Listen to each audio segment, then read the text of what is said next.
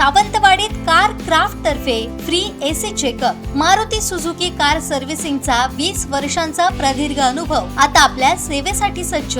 आजच तुमची appointment book करा 9955663655 आणि 9619581234। भाजपच्याच विरोधात उपोषणाला बसावं लागलं हे दुर्दैव असल्याची प्रतिक्रिया उपोषणकर्ते संतोष गावस यांनी दिली आहे। पाहूया।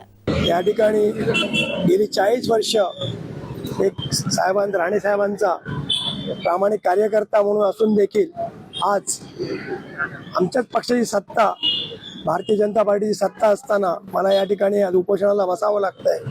ही दुर्दैवाची गोष्ट आहे। सर्वप्रथम सावंतवाडी नगरपालिकेची मुख्याधिकारी आहेत ते चुकीची माहिती देत असतात।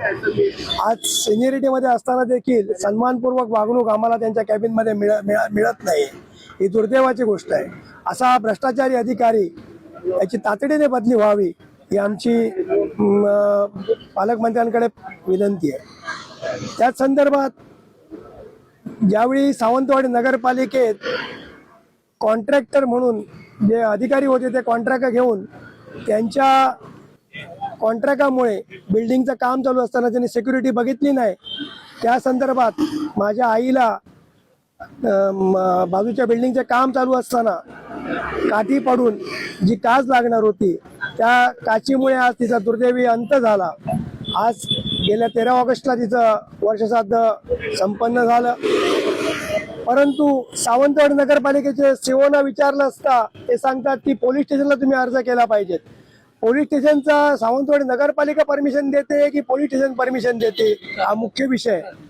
त्याचप्रमाणे आज सावंतवाडी नगरपालिके पालकमंत्र्यांनी देखील सांगून देखील F10 मध्ये माझी भोगवटदार म्हणून नोंद झालेली नाहीये। ते सांगतात की हायकोर्ट मॅटर आहे। हायकोर्ट मॅटर जरी असला तरी मी सर्व वकिलांशी बोलून घेतलेलं आहे।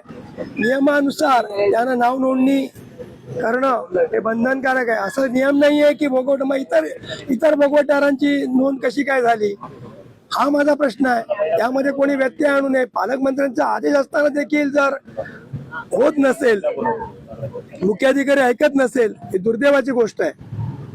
त्यामुळे अशा या मुख्याधिकाऱ्याचा सर्वप्रथम मी निषेध करतो आणि जोपर्यंत मला लेखी स्वरूपात मिळत नाहीये ठोस निर्णय होणार नाही तोपर्यंत मी या ठिकाणी उपोषणावर ठाम।